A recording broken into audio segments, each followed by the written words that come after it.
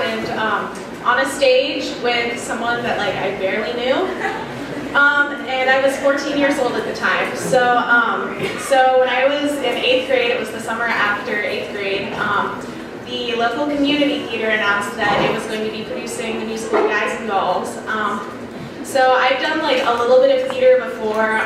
I was Toto in The Wizard of Oz in 7th grade, which meant that like I had to go to a costume store and buy a gorilla costume because it was like the only thing that they had that was like a dog costume. And then like when I had to walk down the stairs, I had to like stand up and walk. So it was like kind of a mess. And in that production, actually, a smoke machine went off and burned my leg on stage, and I had a scar for like the rest of high school. But yeah, so I've like never had a lead role. I've like never been the kind of person who would like sing or like, you know, talk on stage by herself. So I was like, okay, I'm gonna audition for this musical, but I'm just gonna like kind of get, you know, a chorus role. I'm gonna hang out with my friends in rehearsal, and it's gonna be like a great summer of just like hanging out and blending in with everyone. Which like for me was like kind of hard to do because I was not only the new kid in town, but like I was really tall and really hairy and pimply and awkward, and I had like a really low voice, so like everyone was just like completely, I don't know, I was the weird kid. But so I went in, I did my audition for Guys and Dolls, and then a week later I got a phone call from the director, also Julie, actually, oddly enough. And Julie was like, Claire, like, I'd like to offer you the role of Sarah Brown, which is like the female lead in Guys and Dolls. And I was like, okay, like there's obviously like a flashback scene, or like, I don't know, maybe there's like a preface where there's like a younger version of her. So like, I was like, clearly I didn't get this role. So I like was like, sure, like I'll take it.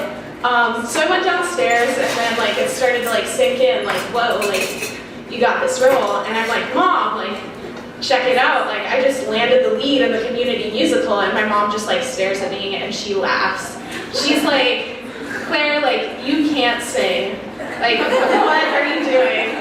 And I was just like, Mom, like I really want to do this. And like it ended up actually being like a really horrible fight, but a little bit about my mom. So my mom worked for a performers union for like 25 years, and like has just like watched like countless young people like working day jobs that they hate to like get roles that like they don't care about, and I think she was just afraid that like I was gonna become one of those people. So I go into the first rehearsal, we do a read-through of the script, and at this point I'm just like crap, like I cannot do this, what am I doing? And I find out that there's a kiss in the script. There are two actually, and I've never kissed anyone in my life.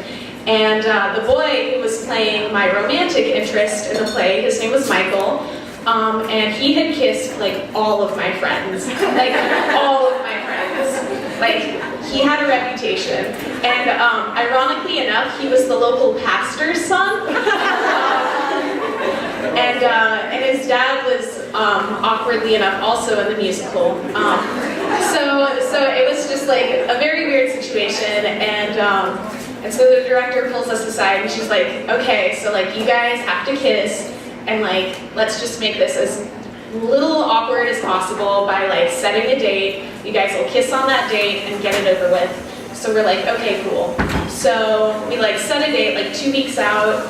Everything's going great. The musical's really coming together. We're rehearsing, and then the date comes where we're supposed to kiss, and I'm like so nervous. I'm just like, what am I gonna do? Like this is gonna be my first kiss, and this is gonna suck.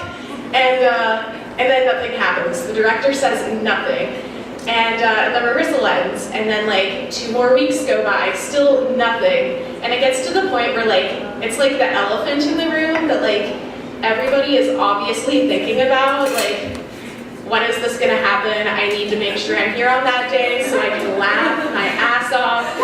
And like no one's talking about it though. So finally one day, this amazing woman, her name is Meredith, she played my aunt in the production, and Meredith pulls me aside and she's like, okay Claire, like, I know that you've never kissed anyone before, but like, you have to rip the Band-Aid off, and you have to do it because you're gonna kiss a lot of people in your life.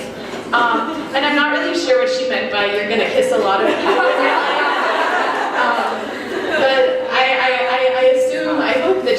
well. So I'm like, okay, I'll rip the Band-Aid off. So the director's like, we're gonna run the scene, and it's a scene where my character is like drunk for like the first time in her life and is just making a total fool of herself.